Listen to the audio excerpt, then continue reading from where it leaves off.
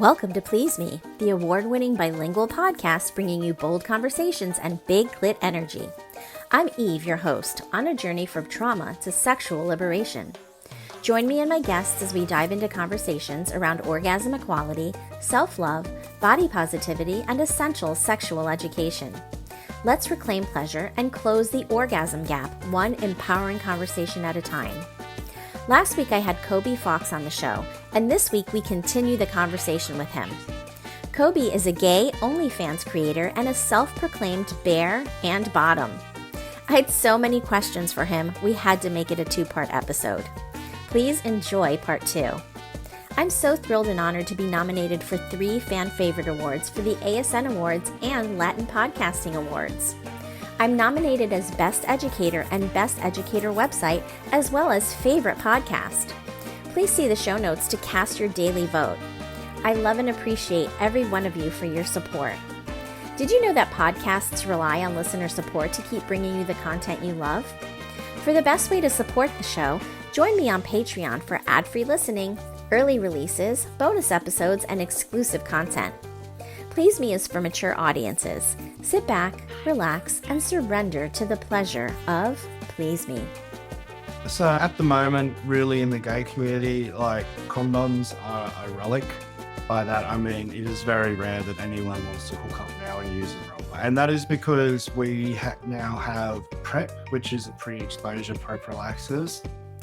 ASN Lifestyle Magazine is your go-to source for sex-positive, sophisticated content covering everything from the swinger lifestyle and adult entertainment to intimacy, wellness, and more. You can read every digital issue for free, and subscribers get access to exclusive content. See the show notes for the link to subscribe and check out their Instagram. I'm excited to share that I now have a monthly column in ASN called Big Clit Energy, a Please Me series. Don't miss it and subscribe today. So we were talking about anal sex and you being a bottom, which is unusual for such a masculine man like yourself. And I'm just curious to know, because I've often said that I think that the LGBTQ community and also the BDSM community do this best, is that they upfront talk about all of the things when it comes to sex, right? As opposed to just assuming that your partner is going to know what they're doing. You tell the person that you like to be a bottom. You tell them what you're into, what you're not into, what your kinks are, what your hard limits are, what your soft limits are, all of those things, right? And I'm just curious regarding anal sex, how do you prepare yourself for an encounter? Yeah, look, it's something that you do learn as you become more in tune with your body. I have to say, what the prep that I do now is very different to how I used to prep. Okay. But like, essentially for me as a bottom, I do always prepare by douching. So essentially I use a shower douche now, but you can get travel bulbs as well. So douching is basically putting water up the arse, flushing it out to get rid of any of the shit that's in there, and doing that multiple times to clean it out. What you will learn though is it's not that simple and usually not that quick, because it's the human body. So until you're in tune with your body, you know, you're going to experience a whole range of the spectrum when it comes to the troubles of douching. And that will come down to how fit you are, your diet, what if you've been drinking or not, like how you're feeling that morning, because one day it could be completely clear and then the next day after you've had some beers that night or whatever, you're finding things are just not running or not as solid as they should be, and you're not going to get clean. But essentially there's also 2 ways of douching, and there's a light douche and a deep douche. The light douche is just filling up that first part of the rectum and clearing it out. But obviously, once you start to go into more extreme kinks like fisting, or if you've got someone that's usually 8 inches or above, they're going to usually go past that first or second ring at the top of your sphincter and go into the second part of your intestine. And so a deep douche is where you fill up water all the way through that second part of, I don't know what it's called exactly, but your large intestine. Yeah. And so that is quite a process, because you can spend up to an hour sort of douching getting water all the way up there, pushing it out. But then you have to wait a few hours for all of that water to then come down again and then continue the light douching. And I'll always deep douche before scenes or going out or to some sort of group sex event. But the good thing about deep douching is that once you do master that, you can be clean then for up to 8, 12 hours. So even when you eat, because you've cleared that tract, any food now that's coming down from your gut into the intestines, it's not pushing anything further down. It's now just filling an empty void. And we used to, as bottoms, not eat at all. So there's always a running joke you'll see on social media, the bottoms having ice chips while the tops are having a burger. But once I discovered deep douching, I could sit there with the tops and have breakfast in the morning, deep douche and still be clean because I've just learned how to do it. But it is trial and error. It's something that you just have to learn. There's actually a great little animation and illustrated guide that I found online that I'll share with you that I definitely recommend everyone having a look at if they're trying to work out how to douche. It is a bit more than just a pump bottle and a squeeze up the pump. You want to make sure you're good because I know for me, if I feel like I'm not prepared, I'm not going to enjoy it just as much as the top of the person who's fucking me is not going to enjoy it if I'm not prepared. I love all of this because I've talked about anal sex quite a lot in the past on the show. And oftentimes, and you mentioned nutrition, right? And what you eat the night before and how you feel the morning of, right? And I like to say that if you enjoy anal sex and you eat a high fiber diet, which means that you are having regular bowel movements every single day, you don't necessarily need to do a douche or what we call an enema here, because douching is for a vagina in my experience. But of course, this is a whole different thing because you're talking about multiple scenes. And so definitely, I'll even douche though, it's just my partner and I. Okay. Yeah. It's a pretty normal thing to douche. Not always, because even with a high fiber diet or that, I guess if you're rimming, you're eating ass, usually the precursor towards fucking. And then the other thing is usually they'll pull out or suck their dick and stuff like that. Making sure that you clean stops things like Shigella, which is an STI where you accidentally consume feces and then you get sick, and just stuff like that as well. I guess it depends on the sex act you're doing, as well as whether they're using protection or not. Because obviously with the condom, you can get away with maybe I'm not so clean because you can just pull it off. But yeah, definitely I'll always douche. But it will also depend because I may just like douche if it's just going to be a quick hookup because that'll last 20 minutes, half an hour. If it's going to be longer, I'll go with the deep douche. Okay. Also, you bring up rimming and you bring up oral after penetration. And of course, that leads to the conversation about safety and safe sex and using protection, which I definitely wanted to talk to you about because I know that we talked a little bit about this on our pre-call. In the gay community, you said it's now more expected. And I don't know if that's the case all over the world. We're talking about your personal experience in Australia as a content creator. So I think that you're in a different niche than generally the whole gay population. Well, I mean, I would say definitely US, UK, Australia, because obviously I've been in the gay community at parties and stuff overseas. I know lots of overseas creators too. So yeah. So what is the expectation then in terms of protection in the gay community at this time? Yeah. So at the moment, really in the gay community, condoms are a relic. By that, I mean, it is very rare that anyone wants to hook up now and use a rubber. And that is because we now have PrEP, which is a pre-exposure prophylaxis. It's basically an antiviral that prevents the transmission of HIV, which leads to AIDS. So a lot of gay men are now on PrEP, and that's a daily tablet. And so with that, if you're on PrEP, it means that you could even hook up with someone who is HIV positive, and the risk factor that's taken away, they won't be able to really transmit it. It's like 99.9% efficacy. So that's really changed the landscape in terms of how gay men interact with each other. And it's not just in Australia, it's definitely in the States, the UK, and parts of Europe as well, where they have access to this medication.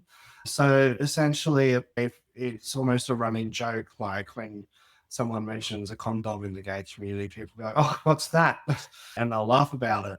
It also comes down to the point where people will not hook up with people if they're using a rubber. So yeah, raw sex is the expected standard now because it is expected that you're on PrEP. With PrEP as well, though, it is an antiviral. It's not an anti-STI tablet. There has been a new emergence where doxycycline, which is traditionally used for something like acne or doxy, is now used as a PEP, which is a post-exposure prevention. And that's emerging as a back to fight or prevent bacterial STIs like chlamydia and syphilis. So that one you take post-exposure, and it will actually lower the rate of syphilis or chlamydia by about 80 to 90% as well. So even that threat of STI, of contracting an STI, is starting to be reduced.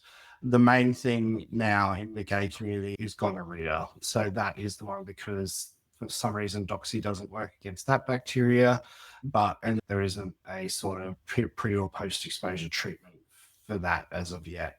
But mainly with gonorrhea, most people will get visible symptoms, so they will know. But obviously, always that is the risk you take with barebacking. But yeah, it is the expected norm now that is barebacking in gay sex in the gay community. Yes, and we briefly talked about this on our call the other day, and honestly, I like my jaw like dropped to the floor. I was actually shocked that was the case because I like to consider myself the face of safe sex, and I'm always talking about protecting ourselves in our sexual experiences, right? Because you're not always sharing your test results with a new partner, right? And you're taking their word as to whether they're safe or not. And so then there comes the conversation about safety, about wearing a condom, and then also oral sex, right? Oral sex is another way that almost all STIs can also be transmitted. So, do you want to just jump in and talk about STIs and how they can be spread with oral sex as well? In terms of being safe, I'd say PrEP is taking care of your sexual health because in order to be prescribed PrEP, you have to have mandatory STI testing every 3 months to get your prescription filled for 3 months. Anyone who's on PrEP has had an STI check within the last 12 weeks, which pretty much will pick up any STI. And that's not just STIs in terms of bacterial, but also bloods like Hep C, syphilis and stuff because you do blood tests, HIV. Now, what's interesting when it comes to those STI tests is you're right. STIs don't just live downstairs, and part of those STI tests are throat swabs. And what are those swabbing for? They're swabbing exactly for the same bacterial STIs that you can get in your dick or ass, and that's gonorrhea or chlamydia. And it's interesting because I hook up with a lot of straight guys. I get a lot of straight guys who are married, sliding into my DMs or hitting me up on the apps, and they want to have some fun. And it's quite funny because obviously they've got a wife that they may be playing on the side without them knowing, and they don't want to contract something to take home because STIs for men and women are treated very differently because obviously women, it can really affect their fertility. So it's a lot more dangerous, but also it's a very surefire way of being caught out. Now, what's interesting, they always want to fuck with a condom, which is totally acceptable because I get it. It's one, if you're not on PrEP, it's also still the best thing. It's the best barrier against any bacterial infection, like gonorrhea, chlamydia, or syphilis. But what's interesting is I'll be like, yeah, that's fine. But they'll be like, can you suck me first? And I'll be like, yeah. But they'll be like, oh, no condom is fine for sucking. And I'll just look at them and think, do you understand that the risk of me putting your cock in your mouth raw is exactly the same as you putting your cock in my ass raw? If you're going to be using a condom for my ass and then you're not using one for my throat, you've just negated all of the risk you were taking of using a rubber in the first place to fuck me. I don't think people realize that those same bacteria also live in your throat. This is exactly what I was going at here, is that oral sex or penetrative sex can spread STIs, either or, right? So if you are having penetrative sex and using a condom and then not using a condom for oral sex, you are missing a huge portion of protection. And I appreciate that you say that, because I do think that a lot of people don't understand that, which is why I love to talk about safety. And I love your perspective about the medications that you can take to protect yourself, and taking an antibacterial after the fact to protect yourself just in case. And I think that's like the extreme, right, of really like protecting yourself in terms of you. But if you have risky behavior, which you are doing because you're having unprotected sex, right, then you have to have these foolproof things in place to protect yourself so that you don't get something like gonorrhea or chlamydia or anything else. All of these STIs are transmittable except for HIV, right, through oral. Yeah. And actually, majority of the time, the STIs that are in your throat are usually a lot more asymptomatic than the ones that you're getting in your genitals. And by asymptomatic, I mean you actually sometimes don't know you've got an STI in your throat because they don't show symptoms. Like you don't get like the stinging when you wee, or you don't get discharge. You just might have a bit of a sore throat or nothing at all. And the only way to pick that up is with doing an STI test. And I think another thing that you brought up before when we chatted before, and this is not, keep in mind, you're in Australia, I'm in the US. Our testing is totally different. Men do not get tested for things like ureaplasma, mycoplasma, which are also sexually transmitted infections here in the US. And women only get tested for those things if other tests have been done and nothing has been found, and if the person asks specifically for it, or if the doctor like has like a light bulb moment and is, you know what, let's test you for this, but it's not commonly tested for. So there are STIs that are out there floating around that are being spread and that are asymptomatic, like you mentioned. And ladies out there, pay attention, okay? Because there are most men, and most of the STIs in men do not affect men like they affect women. We have a lot more mucosal membrane. And so we are going to feel the symptoms of an STI differently than a man. A man has smaller amount of mucosal membrane. And as you said, a lot of times these STIs are not asymptomatic in men. A man can say that they're clean, right? And everyone's going to say that because they want to have sex with you. But the truth is, that may not be the case. It may be the case, but it also may not be the case. So you must protect yourselves. And again, I respect your experience as a gay entertainer and a sex worker, but I still believe in protection with condoms and also with oral. Yeah. And look, and it's a great comparison because I'll be getting I've had STI tests for the last 10 years since I've been on PrEP every 3 months. If I get something, it's picked up pretty quickly. My brother, who's straight, has probably had 2 STI tests his entire life. Because the threat or the thing that he just doesn't feel like all the education isn't there. Whereas for me, being around a lot more sexually active people and engaging in the spaces that I do and being on PrEP, it has led me to become a lot more STI aware and get that regular testing. And I think that's the most important thing, is just being on top of your sexual health by having the tests done and having them ready. So on a regular. And if you are not in a monogamous relationship and you know that your partner is not cheating on you, right? Or if you're dating around and you're not in a monogamous relationship, right? And you're having partners with multiple partners, or you're hooking up here and you're hooking up there, you should be getting tested very regularly. And I would say something like every 3 months is a good amount of time to be tested on a regular if you're changing partners. And many people do. We're talking about, I'm ethically non-monogamous, right? So that is my community. There's also the swingers community that are having multiple partners. And so being responsible, taking care of yourself, taking care of your health is so important.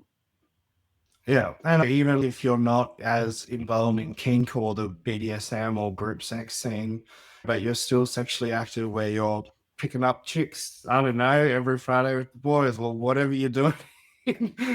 Every 6 months, it doesn't hurt just to get that screening, just to be like, yep, I'm at 0 days, that's good. Because, something like syphilis, you're not going to know that you've contracted that until 6 months down the track, where you start to develop a rash, and you could have been carrying it for 6 months without any knowledge. Okay. And I didn't know that. And so I think that's so key for people to understand and why people should be getting tested much more regularly. And we've talked about the prevalence of marriage, right? And how it's tanked in the last 50 years, right? It used to be like 70% of adults. Now it's 40% of adults.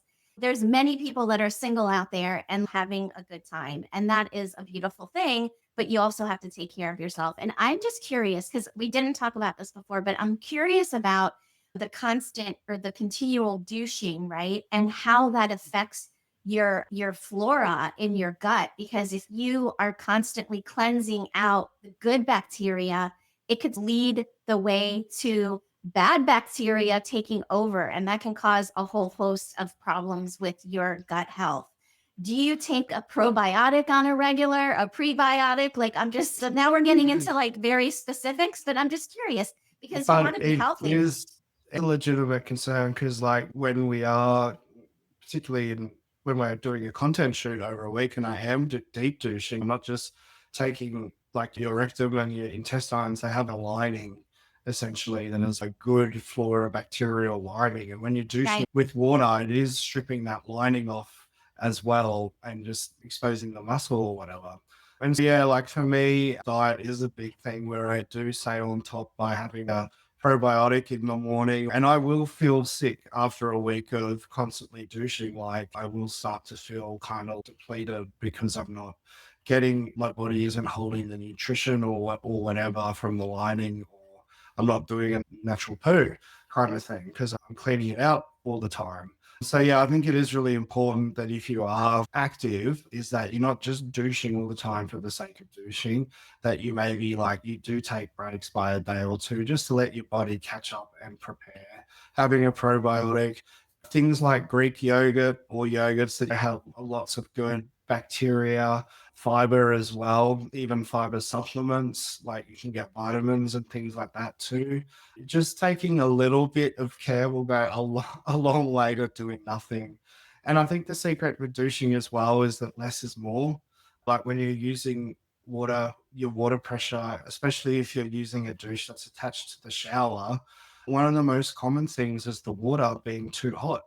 There's nerves in your ass, but they're not the nerves like on your skin. So if the water's too hot, you can burn your insides very easily and not realize that you're burning them. So making sure that the water is tepid, not cold, not hot, but just tepid. Also ensuring just a light water pressure, like very like I have the water no more than like an inch from the hose. Some people turn it on and spraying everywhere because they think they need to force it up there. You don't. The bum naturally wants to draw stuff in and you have to push to go out. So putting water up there, it's naturally just going to draw it up. If you have the water pressure too high, again, you can strip the lining, you can wreck the lining or scar the lining. So just use it, less is more.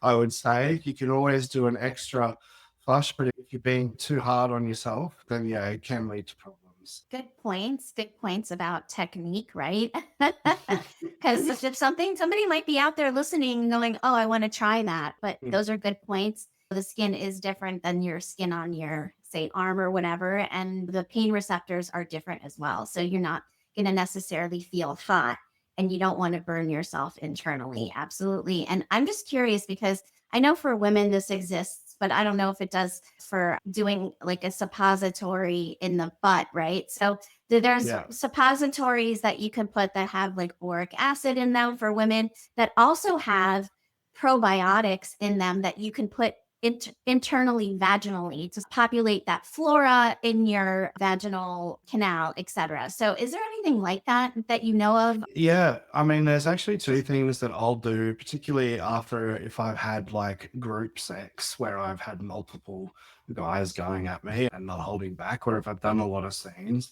Number one, so like you can get, I don't know what it's called in the States, but you can get like an anal cream. It's called Proctocetal here, but even just something like pawpaw cream or like even Vaseline potentially, because you can get micro tears around your ass, obviously from the trauma of being fucked.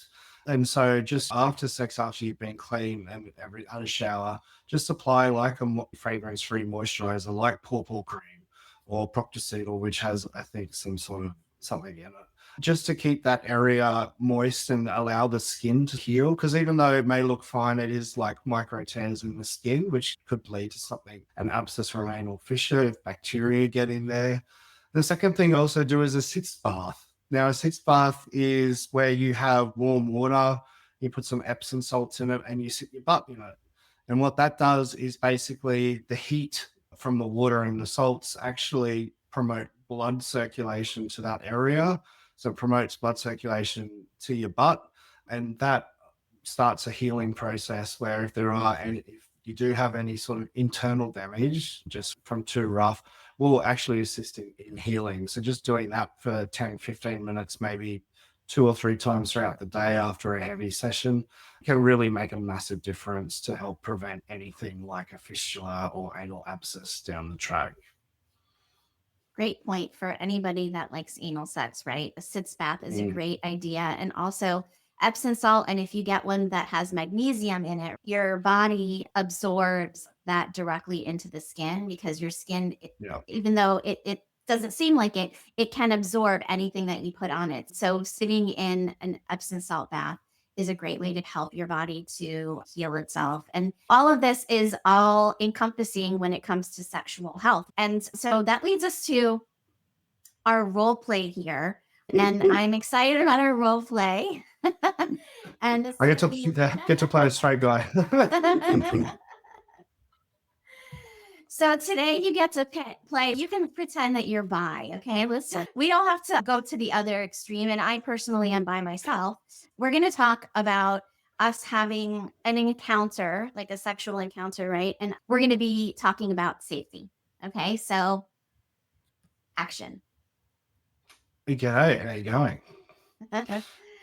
I'm good. You are super sexy. I really would love to have some fun with you today.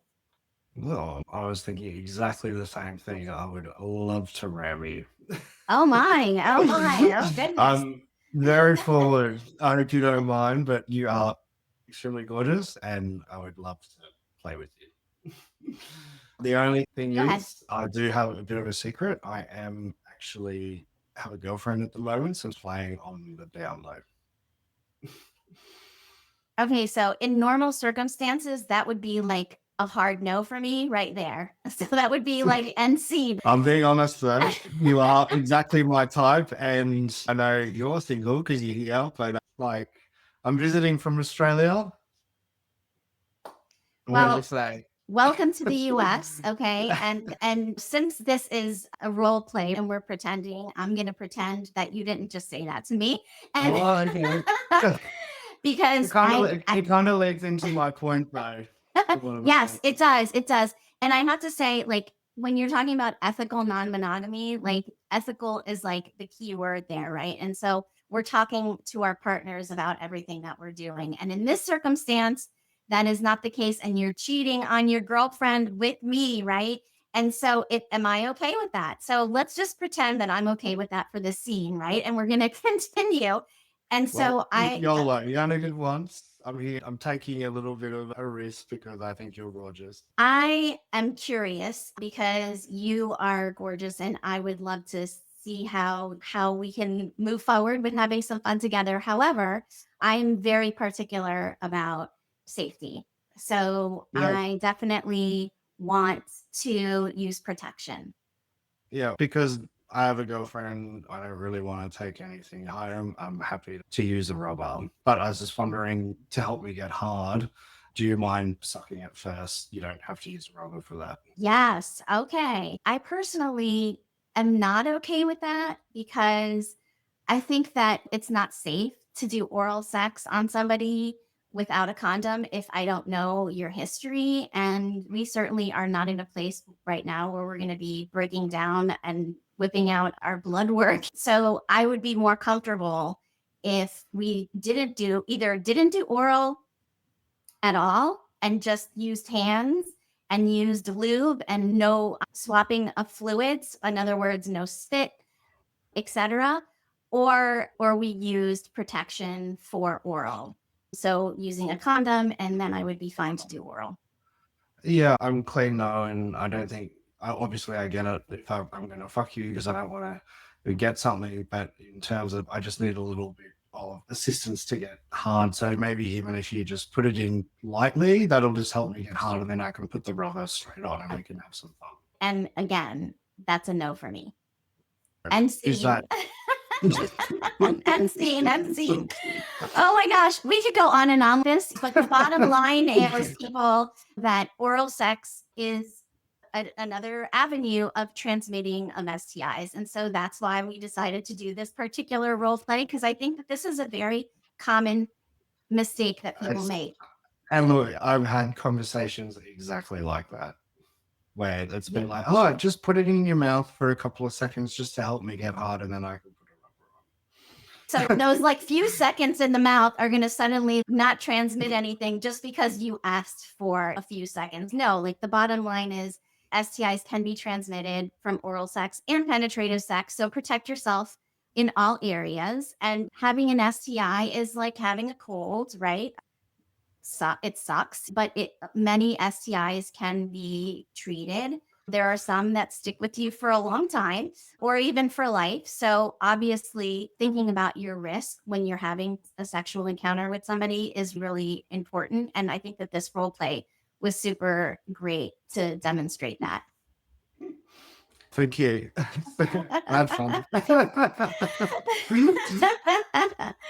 Yeah, it was fun actually. And I appreciate you getting out of your comfort zone and letting me have that conversation with you, because that was something that I think that is important for everybody to know. 100%. So I appreciate you coming on the show, and I want to make sure that my listeners can find you. Where can we find you? Yeah, thank you for having me. I'm always up for talking about sexual health. It's something that I didn't realize I have a lot of knowledge of, but doing what I do is something you pick up through experience. I guess if you want to connect with me, I would say Instagram is the first port of call. So it's just at Koby Falks, KobyFalks. You can connect with me there. From there, you've got my link in bio. You can find all of my channels, all of my premium channels, OnlyFans. If you just type Koby Falks into Google, I'll usually be one of the first ones that pop up. And if you want to find me and have a look at a little bit more explicit material you won't find on Instagram, you can definitely head over to X or Twitter, and that is just Koby Falks XXX. And that'll give you a little bit of an indication as to what you'll find on that platform. Fantastic. So if you're out there listening and you have a desire to watch Koby in action, go check out his channels. I will make sure that I include everything in the show notes so that you can find him if you'd like to find him. And if you are listening to this show today and you loved the conversation as much as I did, please, number one, share it with a friend, share it with someone that you think would benefit from hearing this conversation. And two, please leave a review. Reviews are the way that podcasts grow. If you want to support the show, please go to patreon.com and subscribe there. And again, Koby, it has been so much fun having this conversation with you today. You're welcome. Thank you so much. Until next time, are you looking for a sexy date? Look no further than SDC.com. SDC.com is the premier ethically non-monogamous website that is worldwide. It also hosts a wealth of information on sexuality and sexual health, and I host a free live webinar monthly on the site. You can use code 37340 for a free trial membership on me, and be sure to reach out on the site and say hello.